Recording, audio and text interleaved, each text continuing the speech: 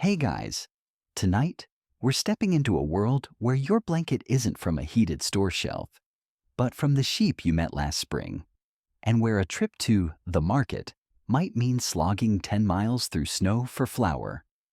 The scene opens with you standing on a wide prairie under a sky so clear you can see 1,000 stars, yet the air bites so sharply at your nose that it feels like the stars themselves are throwing tiny ice darts. Somewhere in the distance, a coyote sings a lonely note, and your boots crunch in the snow like a slow drumbeat to remind you this is not your centrally heated apartment. You probably won't survive this, not without a good plan, and definitely not in those thin city socks you're wearing in your imagination. So, before you get comfortable, take a moment to like the video and subscribe, but only if you genuinely enjoy what I do here. And if you're listening right now, tell me in the comments where you're from and what time it is for you. I'm curious who else is awake with us in the middle of the night. Now dim the lights, maybe turn on a fan for that soft background hum, and let's ease into tonight's journey together. The wind on the open prairie isn't just cold, it's insistent. It finds every seam in your clothing, every gap between glove and sleeve, and pushes through like an uninvited guest. The grasslands are vast, so there's nothing to block the wind but the occasional stand of bare cottonwoods or the half-finished fence someone promised to mend before the first snow.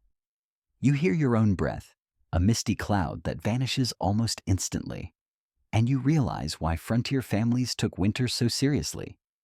Historians still argue whether the settlers underestimated their first prairie winters or whether they were just too stubborn to admit defeat. What's certain is that winter was the great teacher. And it didn't grade on a curve. The coldest nights, those minus 30-degree beasts, were not just about discomfort. They were about survival, about keeping your toes from freezing in your boots, about keeping the roof from sagging under a sudden dump of snow. And yet, there's a strange beauty to it. Picture the moonlight turning the snow into a sheet of glittering glass. The sound is muted, except for the occasional creak from your own cabin walls as the wood adjusts to the chill. You think of how the first families must have stood here, in this same hush, wondering if they'd chosen the right place to settle. The fact? The Homestead Act of 1862 encouraged thousands to move west, promising land, but not warmth. Some came from warmer climates, others from European winters that were damp, but rarely this dry and cutting. The quirky tidbit, some families swore by sleeping with hot bricks wrapped in cloth at their feet. Heated in the oven, they'd stay warm for hours. If you didn't have bricks, a big potato or turnip could do in a pinch. You imagine yourself stepping inside a one-room cabin now. The door shuts with a thud, blocking out most of the wind, but letting in the faint smell of wood smoke from the fire in the center of the room. The floor is rough planks, maybe a bit of packed earth still in the corners. Light flickers from a tallow candle on the table, and in that glow, you see faces, worn but steady, cheeks flushed from the cold, hands rough from work. Outside, the prairie stretches in every direction, but in here, it's a world contained by four walls, a low ceiling, and the shared knowledge that winter nights can be long, but they can also be endured. You shuffle to the small window, the glass wavy and imperfect, imported at great cost, or maybe scavenged from an older building. The frost has painted delicate ferns across it, each one unique. You touch it with a finger and it melts a little, revealing a pinhole view of the dark beyond. That's when you realize the night is both the enemy and the companion. It tests you, yes, but it also slows you down. It gives you time to notice the way your breath feels after a sip of warm tea, the way the firelight dances on the ceiling beams, the way the silence outside seems almost protective. You hear someone shifting in bed behind you, the rustle of quilts, a muffled cough. In the corner, a pair of boots sits by the door, drying just enough to be pulled on again in the morning. On a peg near the fire hangs a heavy coat, its wool thick, smelling faintly of lanolin, and somewhere deep in the wall timbers, you think you hear the faint scuttle of a mouse, likely seeking its own winter refuge. Even the smallest creatures had their ways of surviving the coldest nights, and in that sense, you and they weren't so different. This is the opening of the long winter's tale you've stepped into, a season where survival is an art, the cold is a sculptor, and every night is both a trial and a kind of beauty. And as you settle into the chair by the fire, you know the journey has only begun. The cabin may be your shield from the icy prairie winds, but it's only as good as its bones. You stand outside now, boots sinking into snow up to the ankle, staring at the log walls that hold your life inside. The logs are thick and weathered, stacked with a kind of rough precision, each one hand-hewn, fitted, and chinked with whatever the builder could find. Most often that meant moss, clay, straw, and even animal hair, pressed deep into the seams to keep the wind from whistling through. You run a gloved hand along the logs. They're solid, but you can feel the faint vibration of the wind as it presses on the wall. Somewhere near the corner, the chinking has fallen away. Someone's been meaning to fix that, probably you. But in winter, patching those gaps is a constant game of whack-a-mole. Historians still argue whether early homesteaders learned their building methods from European traditions or adapted quickly to indigenous designs. In truth, it was probably both. Native tribes of the plains, after all, knew more than a little about creating shelters that could withstand relentless winters. Inside, you notice the floor. Many frontier families started with dirt floors, cheap, quick, and dusty. Eventually, most managed to lay rough planks. They were uneven, but better than walking barefoot on frozen mud. The quirky tidbit? Some folks scattered straw or hay over the floor in winter, both for insulation and to muffle the sound of footsteps when the baby was asleep. You remember hearing about sod houses, prairie homes literally carved from the earth. Those offered insulation, but had their own drawbacks. In spring, as the thaw set in, it wasn't unusual for worms to wriggle down the inside walls. If you think about it too hard, you decide you'll take the log cabin. Thanks. Building a snug cabin wasn't just about keeping warm, it was about psychology. A well-built home felt safe. Even when the wind howled so loudly, you could barely hear yourself think. And that mattered on nights when the temperature dropped low enough to freeze water inside the pail by the door.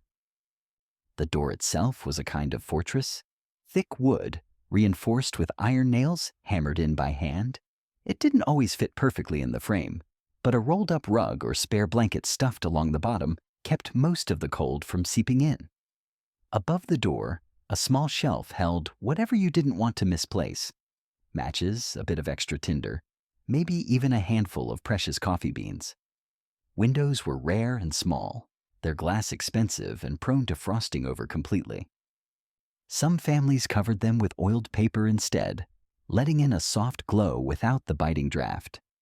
When the sun went down, shutters closed tight against the night, and the cabin became a sealed box of flickering light in a sea of darkness.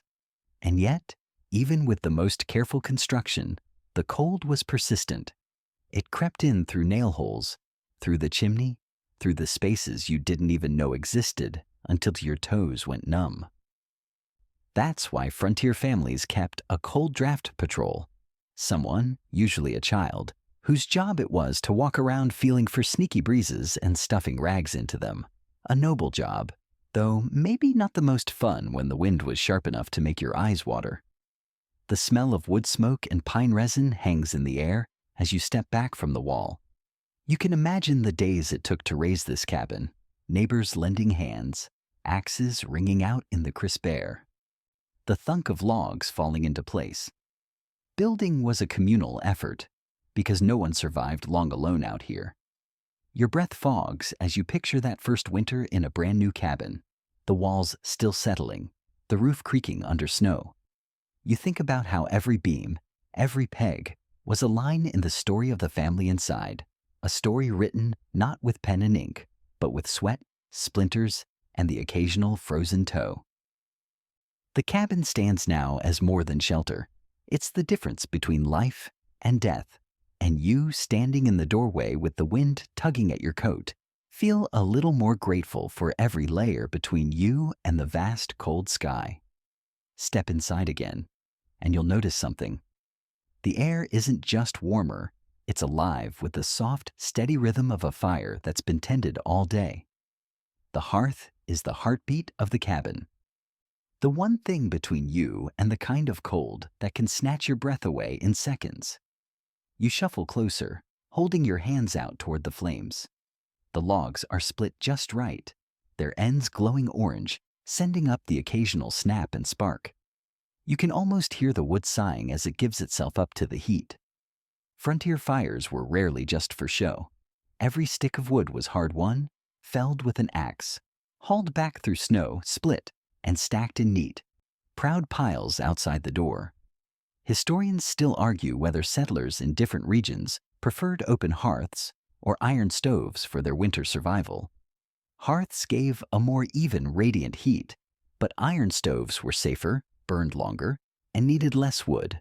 Some cabins used both, an open hearth for cooking during the day, and a stove banked low for nighttime warmth. The mainstream fact? Firewood gathering was a year-round job. If you waited until the first snow to start chopping, you were already too late. The quirky tidbit. In wood-scarce areas, frontier families burned everything from dried corn cobs to twisted bundles of prairie grass. One diary from 1883 even describes burning buffalo chips.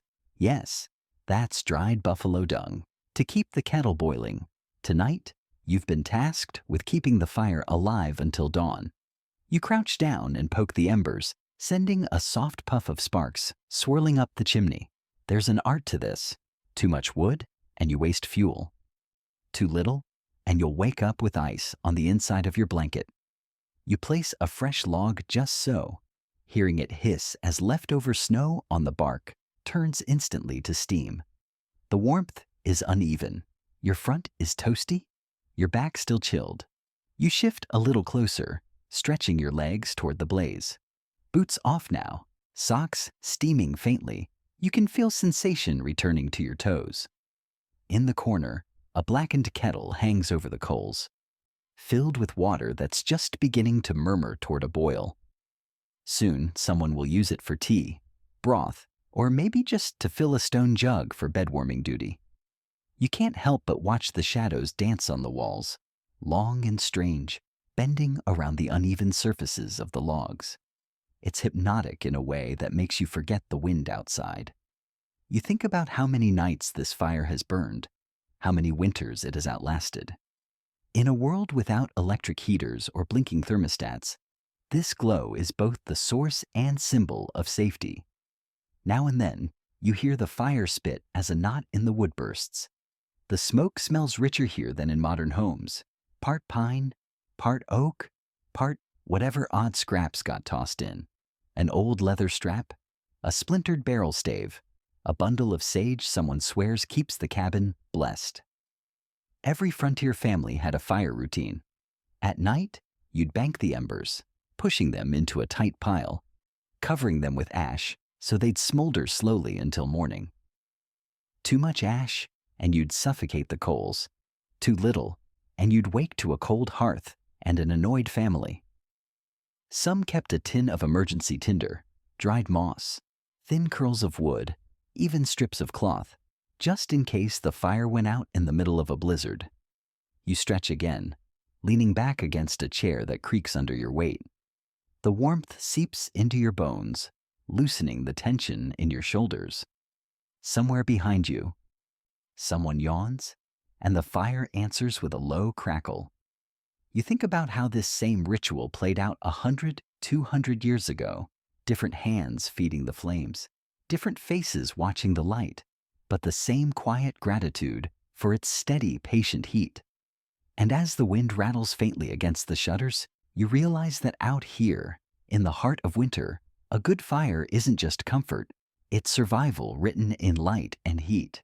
You pull away from the fire reluctantly, because now comes the next step in outlasting the night, wrapping yourself in every layer you can find. On the frontier, layers upon layers wasn't a fashion choice. It was a life policy. You start with the basics, a long-sleeved shirt, maybe two, woven from homespun cotton or wool. Over that, a knitted vest or a thick cardigan, the kind that smells faintly of smoke from evenings spent near the hearth. You remember the quilted jacket hanging from the peg by the door. It's heavy, patched in at least a dozen places, and stitched together from whatever scraps of fabric were left over from sewing projects. Flour sacks, worn-out trousers, a faded piece of curtain. You shrug it on, and already the world feels smaller, more contained, like you've built your own portable cabin around your shoulders. Historians still argue whether settlers copied their winter clothing directly from Old World traditions or adapted to new materials and the harsher climate of the American frontier. One thing's for sure, nothing went to waste. Every scrap of cloth had a second or third life. The mainstream fact? Wool was the undisputed king of winter wear. Unlike cotton, it stayed warm even when damp, and it was durable enough to last years. The quirky tidbit. Some families swore by undergarments knitted from dog hair. Yes, actual dog hair, brushed from their own animals, spun into yarn, and said to be incredibly warm, and maybe just a little itchy. Around your neck, you wind a scarf, thick, slightly scratchy, probably made by someone's aunt who swore she had a special stitch that trapped more heat. Your hands disappear into mittens lined with fleece. On your head, a knitted cap is pulled down over your ears until it almost meets your eyebrows. You look a little ridiculous, but you're also smugly aware that warmth beats fashion every time. Then there are the boots, leather with soles thick enough to handle frozen ground. Inside, you've stuffed wool socks, 2 pairs if you're smart, and maybe slipped in a bit of dried moss or rabbit fur for extra insulation. The boots creak as you walk, and you can feel the cushioned heat building with each step. But the real magic happens at bedtime. You step over to the bed, which isn't just a mattress. It's a small mountain of layers. First, a straw tick mattress, then wool blankets, then thick quilts in patterns that tell family history as much as they hold in heat. On the coldest nights, animal pelts come out. Deer hide, bearskin, even the soft, dense fur of beaver, prized for its insulating power. You crawl in, pulling the covers up to your chin, feeling the weight of them press you into the bed. It's a comforting heaviness, the kind that says, you can stay here, you're safe for now. In some homes, a hot stone or brick, heated in the oven earlier, gets wrapped in cloth and tucked near your feet. It radiates a steady warmth that makes you sigh involuntarily. There's a small draft by your ear. You adjust the quilt to block it, thinking about how every family had their own system of layering, a mix of necessity and tradition. Some piled so many covers on that you could barely move once you were in bed. Others relied more on shared body heat, with children tucked between parents or grandparents for the night. As you lie there, the cabin creaks softly in the wind, your breath creating a tiny pocket of warm air inside the blankets. The night outside may be sharp and endless, but inside your little cocoon, you're just a heartbeat away from drifting off. And that's the magic of the frontier layering ritual. It turns a cabin into a refuge, and the coldest night into something you can face without fear. Your layers are warm, but there's another secret to beating the cold: sleeping arrangements that double as survival tactics. Out here, personal space isn't exactly a priority. The moment the fire dies down, the temperature inside the cabin can drop fast, and the surest way to keep everyone from waking up with frost on their eyebrows is to pile in together. You climb into a bed that's already half full, wedged between someone's bony elbow and the soft weight of a sleeping child. On the frontier, the term family bed wasn't just sentimental. It was practical engineering. Parents, children, and sometimes even elderly relatives all shared the same sleeping platform, their combined body heat turning the bed into a human furnace.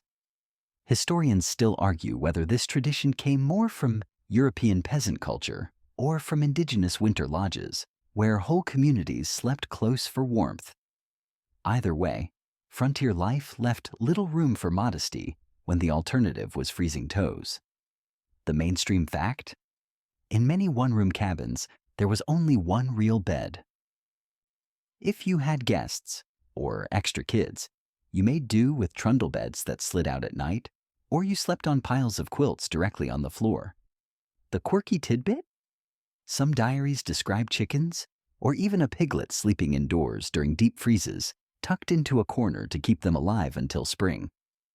They weren't pets. They were food security with feathers or a curly tail. Tonight, you're sandwiched between two snoring bodies, and you quickly realize the challenge is finding the right position.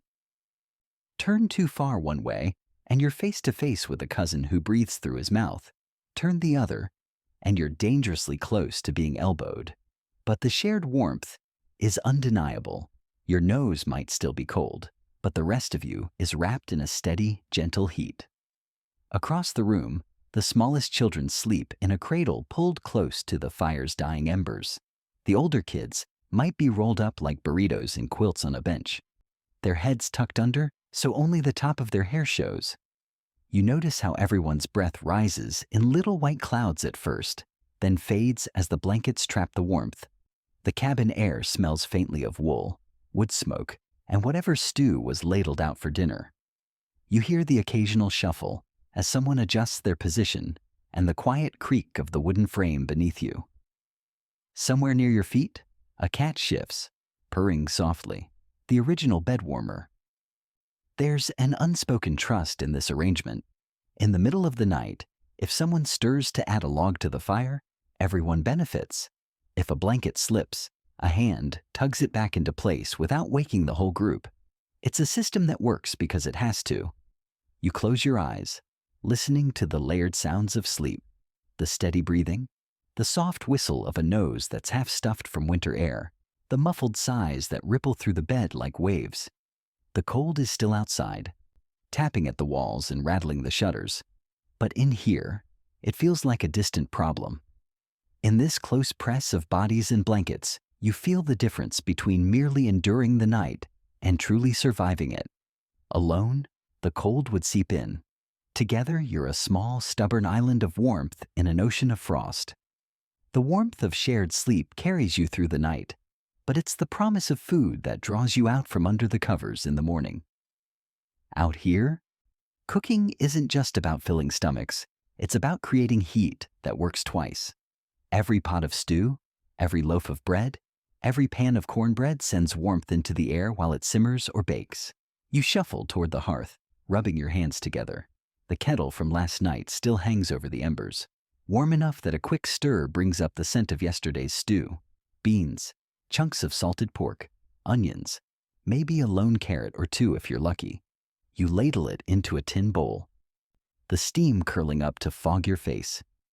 Historians still argue whether frontier families preferred cooking directly over open flames or on iron stoves that could keep heat longer and distribute it more evenly. In truth, most used whatever they had, an open hearth for boiling and stewing, and a heavy cast iron Dutch oven buried in coals for slow cooking. The mainstream fact? Winter meals leaned heavily on whatever you'd managed to preserve from the warmer months. Salted meats, root vegetables, dried beans, and cornmeal were staples. The quirky tidbit. Some families would leave a pot of soup simmering on the hearth all day, adding whatever bits and scraps they had on hand. It might start as a bean stew in the morning and end as a vaguely recognizable vegetable soup by nightfall. This morning, you watch someone drop a few biscuits directly onto a flat cast iron griddle, their edges sizzling in the fat saved from last night's pork. The smell alone feels like a blanket wrapping around your senses. You take a bite. Flaky, warm, just salty enough, and feel the heat work its way from your mouth all the way to your fingertips. Cooking wasn't just survival, it was a morale booster. The act of stirring a pot, of leaning over the fragrant steam, gave people something to do that felt productive and comforting at the same time. You can imagine the quiet conversations that happened here. a plan for tomorrow's chores, news from a neighbor who stopped by, maybe even a joke told just to make the younger kids giggle. Outside, the cold waits, but inside, the kitchen work builds a shield of warmth. Even the act of chopping vegetables adds movement and heat to your body. You recall how some settlers would bake bread just to warm the cabin, slicing it thick and slathering it with whatever butter or jam they had, then wrapping the rest to keep for days. Your bowl is empty now, but your body feels charged with a different kind of heat, one that lingers. You set the tin down and glance at the stove, where another pot is already starting for supper. Out here, the fire is never just for warmth, and the cooking is never just for taste. It's the slow, steady heartbeat of the home, keeping everyone fed and, quite literally, alive through the coldest nights. The belly is warm now, but as the sky darkens again, another kind of preparation begins, making light to push back the early night. Out here, winter days are short, and once the sun dips below the horizon, you're left in a darkness so deep you can't see your own hand unless it's in front of the fire. You shuffle toward the little table by the wall where a stub of tallow candle sits in a tin holder. It's lopsided from being handled too much, its wick curled and black from last night's use. You trim it carefully with a small knife, the scrap of charred wick dropping into a dish. Then you strike a match, shielding it from the draft until the flame catches and spreads a buttery glow. Historians still argue whether frontier families preferred candles over oil lamps or vice versa. Lamps were steadier and brighter, but required whale oil, kerosene, or other fuels that could be expensive or hard to get. Candles, on the other hand, could be made at home from tallow, animal fat saved from butchering, though the smell was distinctive. The mainstream fact? In most homes, one light source at a time was all you got. Families clustered around it to read, mend clothes, or simply talk. The quirky tidbit? Some thrifty settlers used rushlights, dried reeds dipped in grease, because they burned slow and used scraps that might otherwise be tossed to the animals. Tonight, you set an oil lamp on the table and turn up the wick just enough to brighten the room without smoking the glass chimney.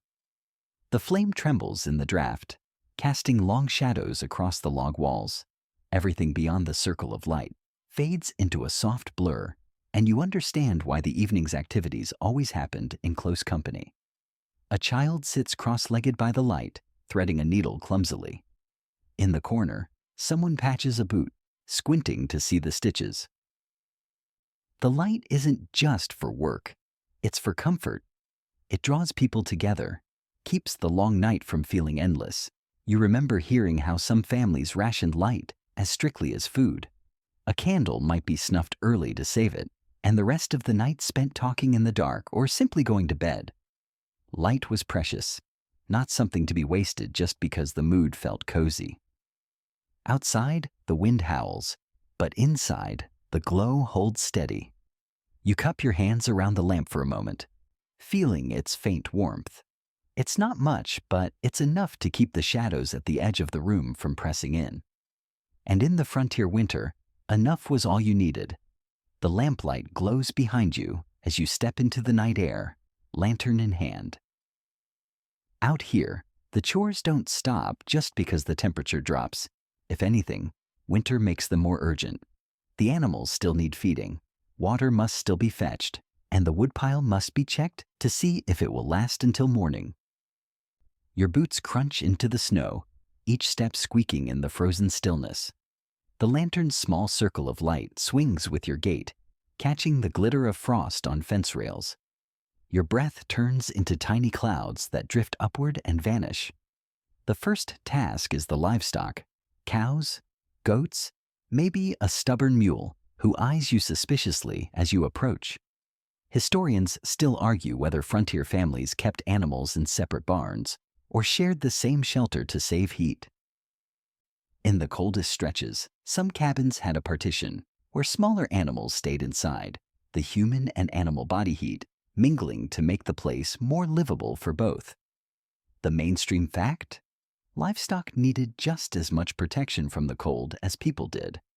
A frozen water bucket could mean a thirsty, sickly animal come morning. The quirky tidbit?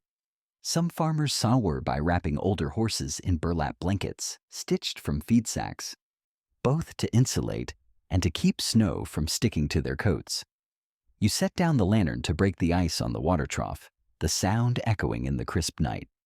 A goat bleats impatiently, nudging you until you scoop some hay into its pen.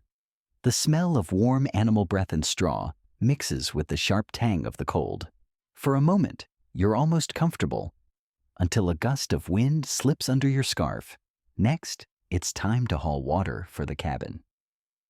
The path to the well is half buried in snowdrifts, and you find yourself leaning into the wind as if it's a physical wall. The rope at the wellhead creaks as you lower the bucket, the sound lonely against the vast silence of the prairie. When you haul it back up, your gloves freeze stiff where the water splashes them. You head back to the cabin with the lantern swaying, careful not to spill too much. Inside, the light will be a welcome sight after the icy blackness of the yard. The chores are small in themselves, but skip them, and the cold will find its way in through more than just the cracks in the walls. It will take your food, your water, even your animals if you let it. Back at the door, you stomp the snow from your boots, slip inside, and close it against the night. Your cheeks sting as the warmth begins to seep back in, but the satisfaction is real. You've done your part to keep the little world of this cabin running through another cold, relentless evening. Back inside, cheeks thawing and fingers tingling, you're greeted by a smell that says, winter medicine chest, the mingled scents of mint, camphor, and something vaguely onion adjacent that announces without apology, we are going to fix you. Out here, there's no corner pharmacy, no late night run for cough syrup. You make do with what you grew, gathered, bartered, or bravely brewed in a pot that also 5 hours ago contained stew. It's fine. The frontier palate is resilient. You're handed a steaming mug of herbal tea and told to sip. It's spearmint today, with a sprig of lemon balm for good measure, steeped so long it's practically counseling the water. You breathe in the fragrant steam, feeling it nudge the chill out of your chest. The mainstream fact: settlers relied heavily on kitchen garden botanicals, peppermint for stomach unease, willow bark for aches, it's salicin, a cousin to modern aspirin, and elderberry syrup as a winter tonic. Dried herbs hang from rafters like tiny upside-down forests, ready to be crumbled into kettles at the first sneeze. You take a careful sip. It's pleasant, until someone adds a splash of medicinal whiskey with a wink. It does warm you, though you suspect the warming is less therapeutic and more, my cheeks feel like they're wearing sweaters. Historians still argue whether these home remedies offer true pharmacological relief or mainly comfort via ritual and heat. In the long nights, comfort counts for more than you'd think. The table becomes a small apothecary. There's a crock of honey to soothe throats, a jar of vinegar mother for cough mixtures, a tin of mustard powder for poultices. A folded scrap of paper, saved from some precious letter, lists doses in a looping hand. 1 spoon at sunup, 1 at sundown. No more mind. Beside it sits a jar labeled tonic, which is frontier for, it smells alarming, but Grandma swears by it. You lean in. Is that garlic? Cloves? A whisper of regret? Some remedies are surprisingly deliberate. If your head throbs from splitting wood, or from last night's fiddle session that turned into two-step practice, someone crushes willow twigs and steeps them for a tea. For a winter cough, the go-to is horehound candy, sugar boiled with bitter herb, poured into pans, then cut into squares that glue your molars good and tight. You pop one in your mouth and immediately understand why children on the prairie grew up patient. It's going to be in there a while. And then there's the grand spectacle, the onion poultice. The instructions are delivered with the solemnity of a religious rite.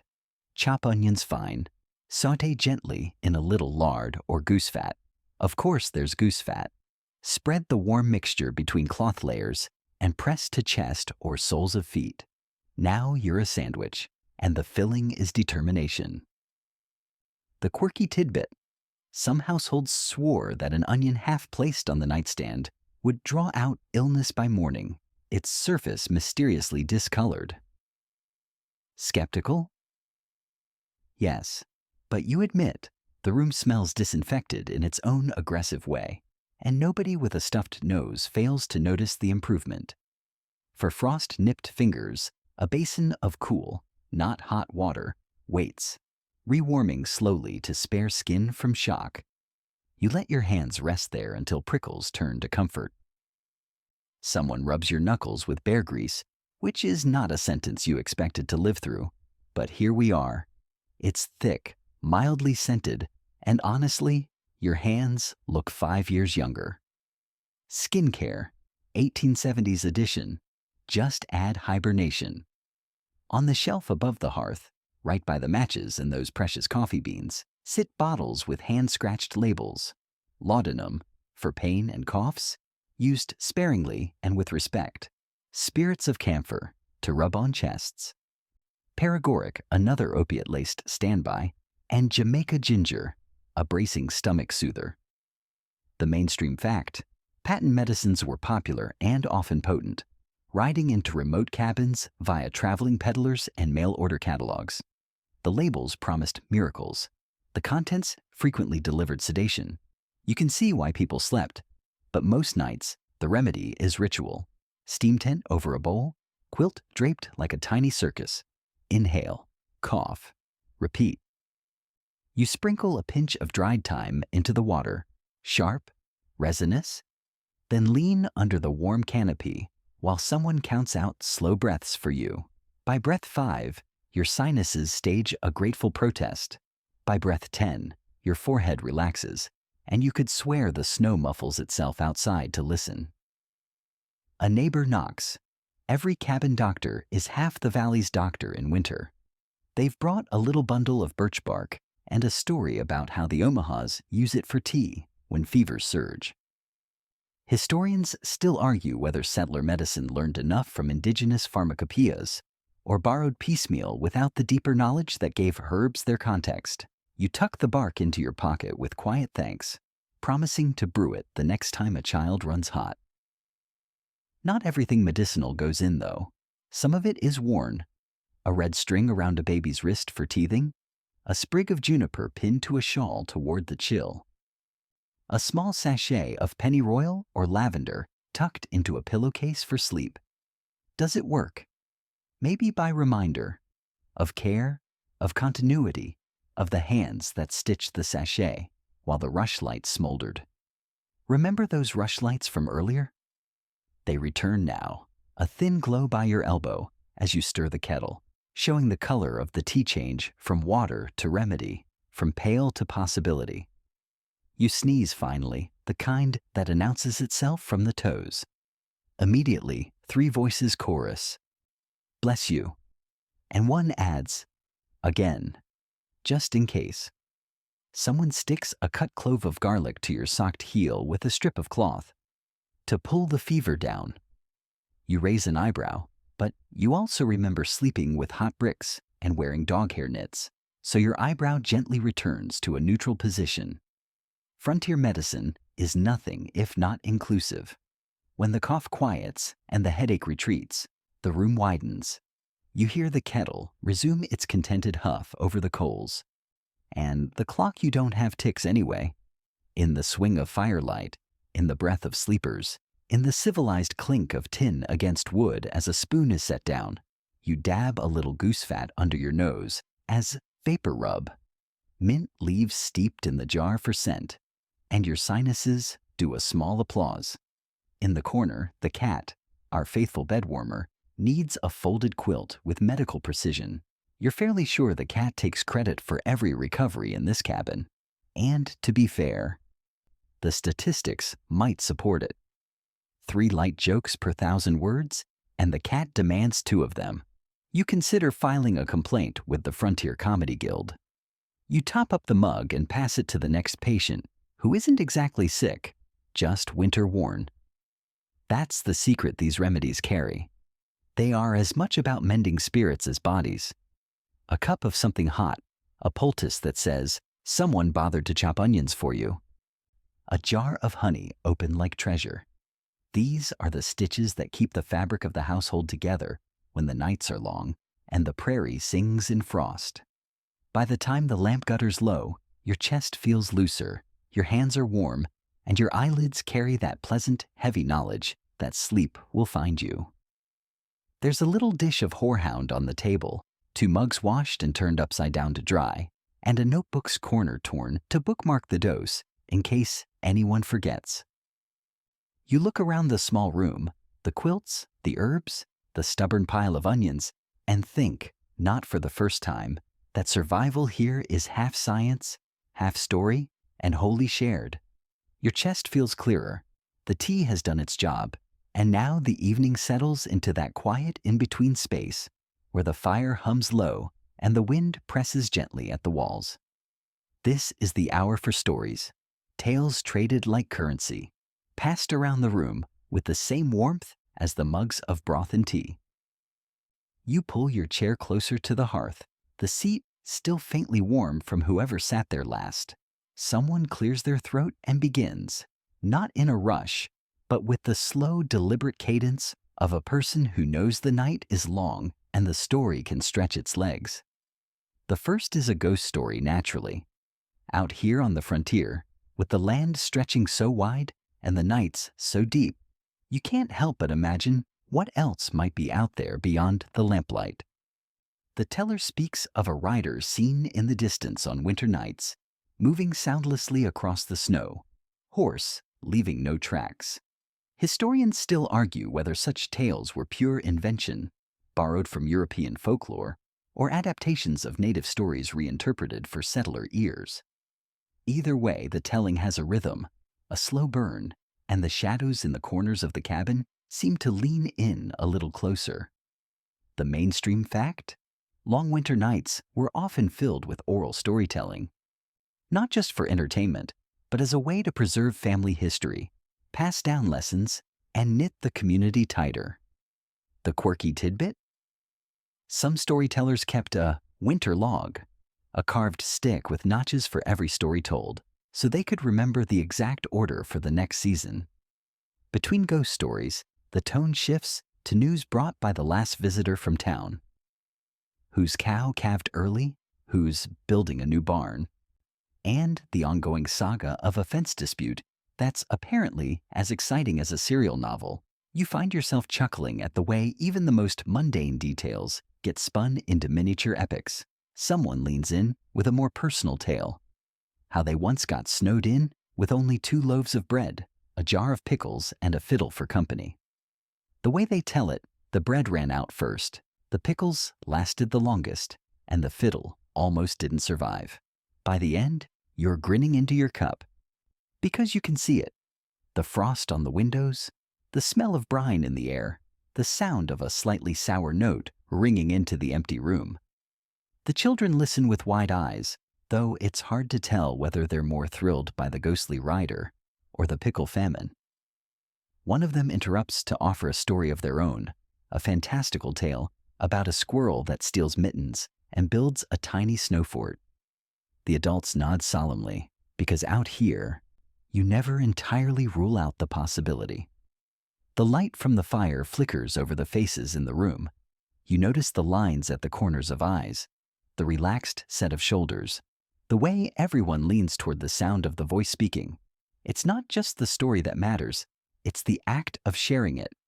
The telling fills the space between the cold outside and the warmth inside, making the night feel less vast. Eventually, the conversation softens into that half-whisper mode, where words blend with the pop of the fire and the sigh of the wind. A few heads nod forward in drowsy agreement to points no one will remember in the morning. The storyteller's voice trails off, and someone murmurs, "That's enough for tonight." But you know there will be more stories tomorrow, and the night after that, and each one will carry its own mix of fact and fancy, keeping the darkness outside where it belongs. And as you sip the last of your now lukewarm tea, You realize the fireside talk isn't just passing time. It's a form of insulation for the spirit, every bit as necessary as the quilts on the bed. The stories fade into a comfortable silence, but no one's quite ready to surrender to sleep yet. There's still the long stretch of evening to fill, and on the frontier, that meant leaning into whatever amusements could be cobbled together from the contents of a single room. You notice someone pulling a fiddle from its case, if case is the right word for a burlap sack with a bit of padding sewn in. The bow's horsehair is uneven, the varnish worn thin, but when the first notes drift into the air, the whole room shifts toward it like sunflowers turning toward light. The melody is slow, lilting, and though the pitch wobbles now and then, it has that warmth that only comes from being played for people who know and love the sound. Historians still argue whether music on the frontier was mostly for dancing or for passing the time indoors. The truth is, probably both. This fiddle might have seen its share of barn raisings and weddings, but tonight, it's here for the simple pleasure of keeping winter at bay. The mainstream fact? Musical instruments were surprisingly common on the frontier. Fiddles, harmonicas, and even pump organs made their way west in wagons, considered worth the precious cargo space. The quirky tidbit? Some families crafted their own instruments from scraps, cornstalk fiddles for children, or banjos with gourds for bodies and wires salvaged from broken tools. When the tune ends, someone else takes over the entertainment. Out come a few battered playing cards, their corners softened by 1,000 shuffles. The game's rules seem to shift depending on who's winning, something the younger players protest loudly and the older ones ignore with innocent expressions. In another corner, two women sit by the light, working on a quilt spread across their laps. The pieces are tiny, cut from worn-out shirts, bits of apron, even the hem of a dress long since outgrown. They chat in low tones, pausing now and then to hum along with the fiddle. Quilting isn't just practical, it's social glue, a project that can stretch over weeks, months, or however long the winter holds on. A child suggests charades, which starts simply enough, a cow, a snowstorm, but quickly descends into increasingly absurd prompts. A goat trying to ice skate, that leave everyone laughing, the sound echoing warmly in the small space. You join in, surprised at how much the body moves can banish the chill from your toes. The activities are modest, but the effect is undeniable. Time slips past without the anxious glances toward the window to check the night's progress. Instead, the room hums with small joys, laughter, music, the steady rhythm of a needle pulling thread. And as you lean back, watching the light pool across the quilt, you realize that these humble entertainments aren't just a way to kill time, they're a way to keep the cold from creeping into the heart as well as the body. Out here, joy is an act of resilience, and on the longest nights, it's as necessary as the fire in the hearth. The laughter from charades still lingers in the air when the wind outside suddenly rises, pressing hard against the walls.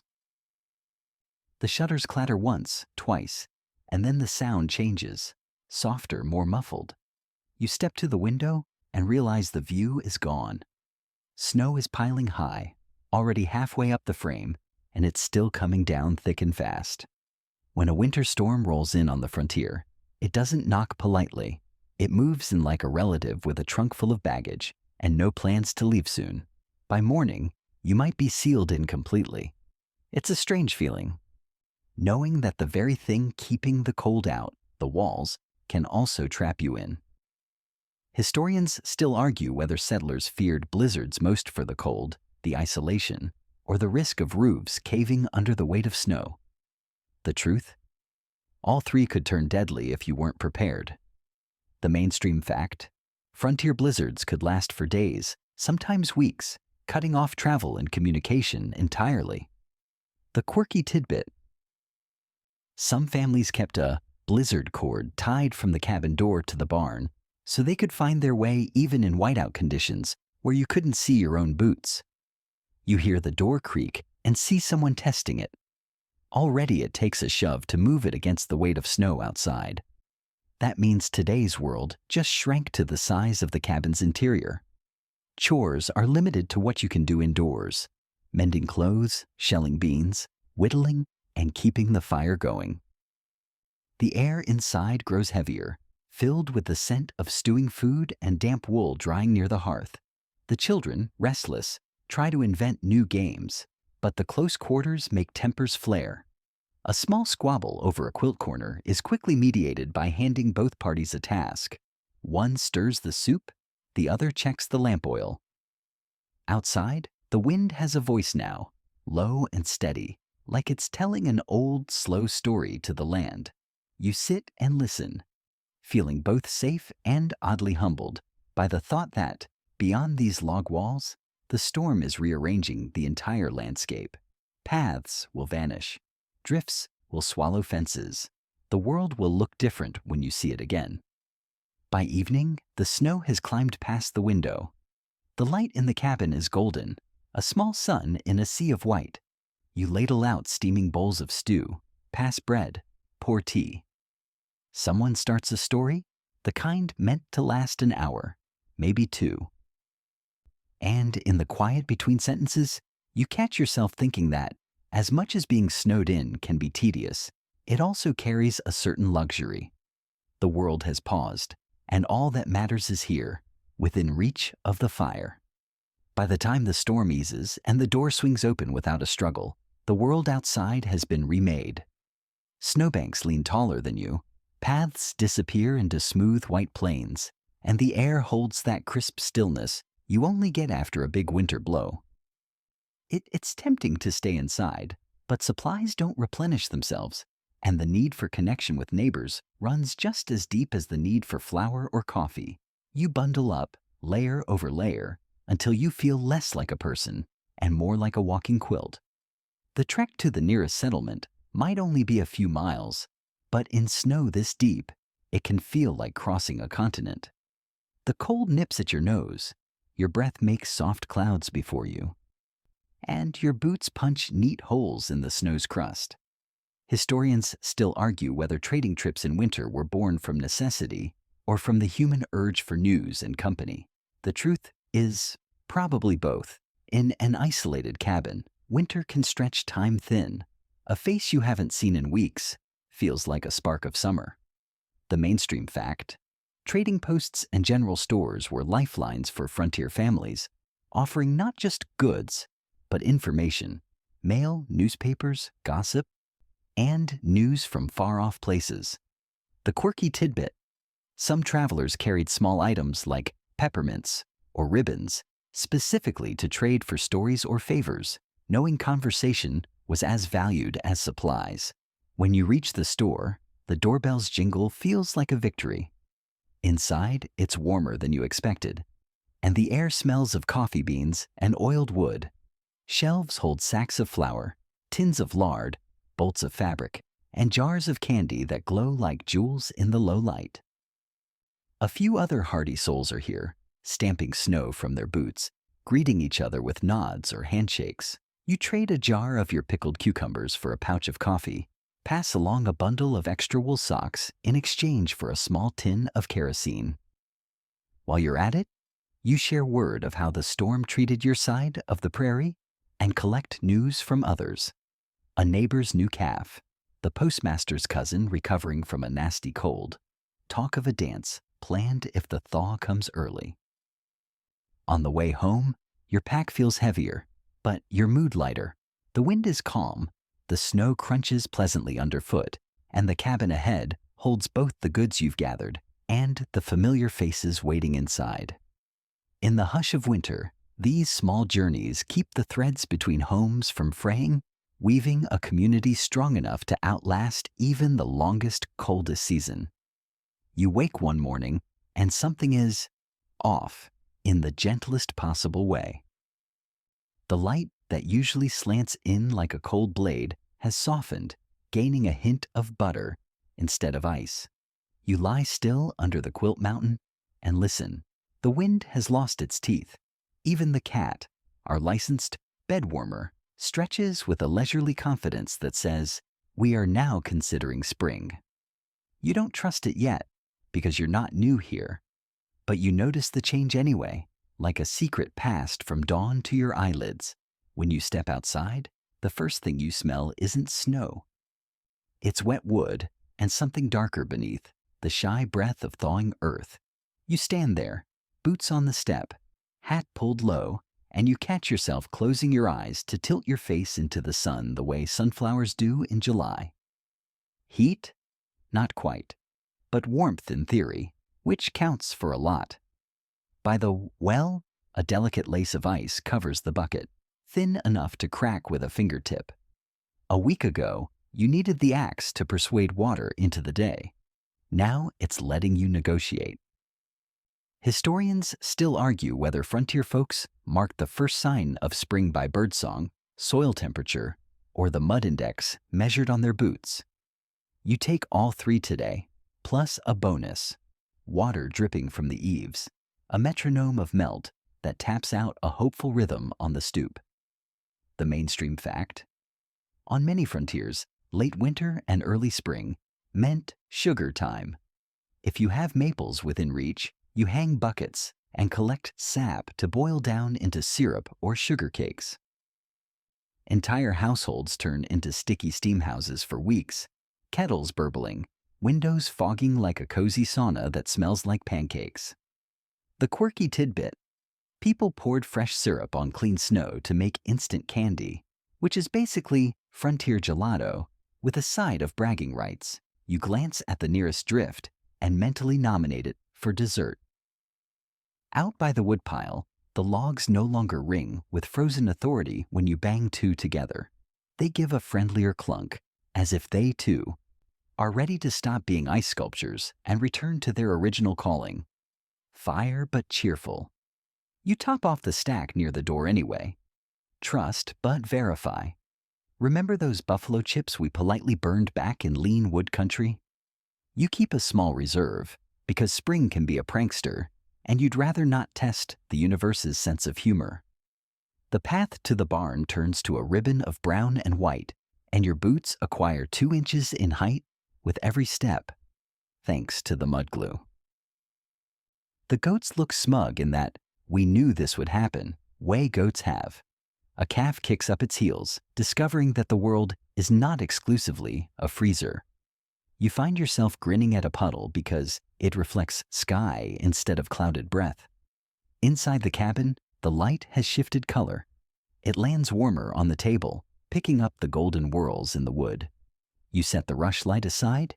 Yes, those thrifty little grease-dipped reeds, because the sun is finally doing more than peering in like a suspicious landlord. The room feels larger by 2 sizes, just from the brightness. You think about all the nights huddled in that small circle of lamp glow and smile at the extravagance of daylight pouring in for free. You still make tea, of course, more for habit than for survival. The kettle rattles cheerfully. The cat pretends to ignore it, but positions himself exactly where a warm lap will soon appear. You add a pinch of dried mint, our winter stalwart, and then, feeling impulsive, crumble a scandalous leaf or 2 of last year's raspberry, because you can. Onion poultices retire to folklore status on the shelf for now, and your sinuses applaud this development like a town band greeting a train. When you open the chest where seeds sleep through winter, you do it like visiting relatives, fondly, delicately, aware they might require gentle handling. Paper packets crackle in your hands. Beans knock quietly in their envelopes. Corn kernels feel like smooth promises. The tiny seeds, lettuce, onions, herbs, barely register except as possibility. You scatter them on the table in small constellations, planning rows in your head the way generals plan campaigns. Except your war is against weeds and your victory dessert is maple taffy. Historians still argue whether settlers followed strict planning calendars based on almanacs or paid closer attention to field signals, frost depth, bird arrival, the electricity in the air before a spring thunderstorm. You keep an almanac because the moon charts amuse you, but you also kneel and press your palm to the soil, waiting for the moment it no longer bites back. When it feels like a handshake instead of a dare, you'll begin. You step outside with a spade, not to dig yet, but to test. The top layer yields. Beneath, it still resists. That's all right. Today is reconnaissance. You scan fence lines for winter's mischief, posts heaved by frost, rails slipped aside by drifts. A red-tailed hawk rides a mild current above the pasture, and for a second, you imagine it calling down a weather report. Partly thawed with a chance of optimism. Back at the stoop, you sit with your back to the sun-soaked wall and take inventory of the season inside your body. The winter ache in your shoulders, the one from splitting wood and holding the lantern against wind, loosens a notch. Your breath slows in that spring way, longer on the exhale, like the land itself setting down a heavy pail. You unwrap a slice of last year's apple, dried and leathery, but sweet, and you're hit with a memory of harvest heat, ladders, baskets, the creak of boughs. The mind plays this little cinema in soft focus, and you let it, because part of surviving the coldest nights is remembering you won't always have to. Neighbors appear at the far edge of the path, like figures resolving out of snow glare. There are waves, then real hands. They bring a scrap of news. Geese were seen arrowing north over the river at sunrise. You trade them a hard biscuit for the report and count it as a win. You also exchange that early spring currency, speculation. Could be a late freeze. Or we're blessed this year. The beans will tell. Everyone nods with the solemnity of a town council. The goat sneezes in agreement. Inside, you take stock of tools. The hoe gets a new handle. The spade earns a little oil. Seeds return to the chest, but the lid rests lighter than before, as if the packets inside are vibrating quietly with patience. You fold away the heaviest pelts and leave them where you can still reach them. This treaty with spring remains unsigned for a few weeks yet. Your dog hair knits. Remember those bold fashion statements, retire to a peg, and you salute them for services rendered to toes and dignity. Evening comes, but it doesn't slam down like it did in January. It eases in, and you still have light enough to thread a needle without cursing. You skip one candle, trusting the window. Supper is simpler. Less stew. More bread, and a celebratory dab of syrup, if you were lucky with the maples. The fire bank's lower, not from scarcity, but from choice. You put a brick in the oven out of habit, then don't need it, which feels like winning a quiet prize. Just before bed, you step outside one more time. The snow has retreated from the bases of trees, exposing dark rings of damp soil like halos. Somewhere, faint but real, water runs, melt, slipping under ice toward the creek. The sky glows a deeper blue than winter allowed, and you can almost taste the metallic edge of future rain. Your breath still shows, but not urgently. The air nips instead of bites. You think about the winter you've carried through these rooms, the hot bricks wrapped like gifts, the blizzard cord humming a line between cabin and barn, the stories stretched long as nights, the coughs met with kettle steam and stubborn care, the bed made furnace by shared sleep. All of that becomes compost now, experience turning into nourishment for the days about to uncurl. A last practical note, because spring is romantic until it isn't. You stack a few extra logs by the door and leave the shovel within reach. The frontier loves nothing more than one last joke in late March, but as you latch the door, you know the balance has shifted. The house exhales. So do you. The cat circles twice and settles on your feet like a punctuation mark. You smile into the pillow as the quieter wind tests a shutter and thinks better of it. Tomorrow, you'll move soil. Tonight, you sleep in a room that already smells a little like thaw, and the coldest nights, at last, feel like stories you told well enough to survive. You wake with the faintest ache in your shoulders, the kind that reminds you you've been living in a place that requires participation. The winter is easing now. Yesterday's puddles froze only on the thinnest film, and the sun, with theatrical modesty, lingered a little longer before slipping away. You stretch under the quilts and feel the familiar weight of them, like a diploma granted for coursework completed in fire tending, layer management, and advanced strategies in please don't let the water bucket become a sculpture. As you sit up, the cabin speaks its usual morning sentences. A timber tick here, a stove sigh there, a spoon offering a small hello against a tin cup. You stand, add a respectful log to the fire, just enough to keep the room purring, and think about what this season has taught you. On the frontier, winter is less a visitor than a curriculum, and you've been taking notes with your breath. The first lesson is simple. Warmth is a team sport. You remember the human furnace of a shared bed, the cat parked like a living foot warmer, the way a cradle migrated toward the embers as the night thinned. Alone. You could have endured a few nights on grit and stubbornness. Together you made a climate. The mainstream fact backs you up. Across cold regions and centuries, households have relied on shared sleeping spaces and communal heat, Scandinavian bed closets, indigenous winter lodges, immigrant tenements with iron stoves set at a steady glow. Different structures, same principle. The quirky tidbit? A frontier almanac you once thumbed claimed that 2 bricks, 1 cat, and 3 quilts make a climate for kings. A recipe you came perilously close to perfecting. The second lesson hums in the ember bed. Fires are both engines and companions. You learned how to bank coals like savings, how to place a log at a dignified angle, how to listen for the subtle tone that says, "This will last till morning." Historians still argue whether iron stoves or open hearths forged a hardier winter culture. Stove households sleeping later because the heat held. Hearth families keeping a more intimate watch by the living flames.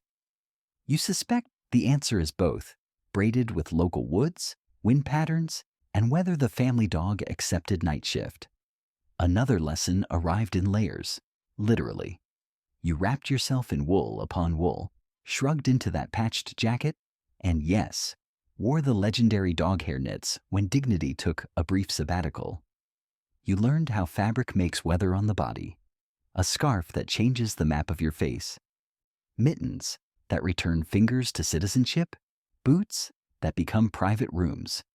You also learned the quiet science of weight, the way quilts press the scattered thoughts to the page and let you read them more slowly. You can't forget the lighting seminar either. Rush lights in their patient frugality, the buttery halo of tallow, the steely confidence of oil when you could spare it. The circle of light taught its own etiquette. Come closer, work together. End earlier than you want, so tomorrow still has a wick. You think back to the way a single lamp could gather a room into conversation, mending, music, or the rare game that devolved into accusations of goat-level cheating. For the record, the goat maintains innocence. Then there were the electives. Herbalism 101, onion poultice practicum, whorehound candy that achieved tenure between your molars. You learned that steam in a quilt tent could become a chapel. That a willow bark whispers in the same idiom as aspirin, that a jar of honey can do more for morale than a speech. You also learned restraint, that patent remedies in handsome bottles might be more lullaby than cure, and that moderation keeps lullabies from becoming long naps with consequences. Outside the cabin, the blizzard taught you cartography, how to read the world by sound when sight retired early. You followed the blizzard cord to the barn like Theseus with a practical thread, proving that mythology occasionally wears mittens.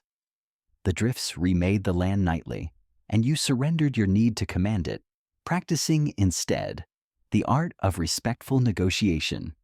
Today we stay in, tomorrow we try the door. The next day, we walk to the store and buy coffee as if it were a holiday. Humor turned out to be heating fuel too.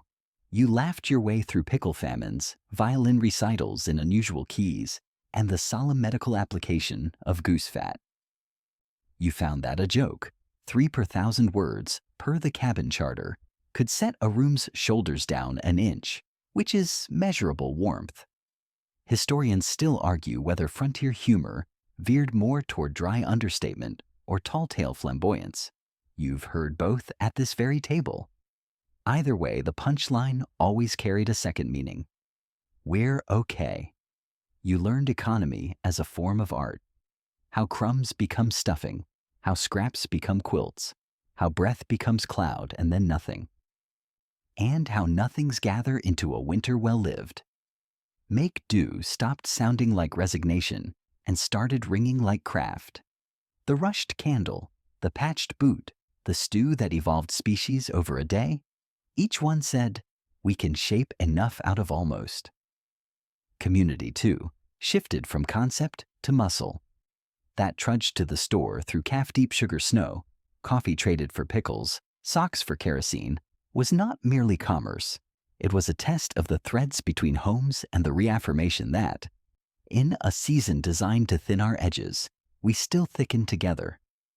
You carried back not just flour and news, but the reassurance that other chimneys breathed, other lamps burned, and if your door stuck some night, a mittened hand would shoulder it from the other side. There's a final lesson waiting on the table in small paper packets.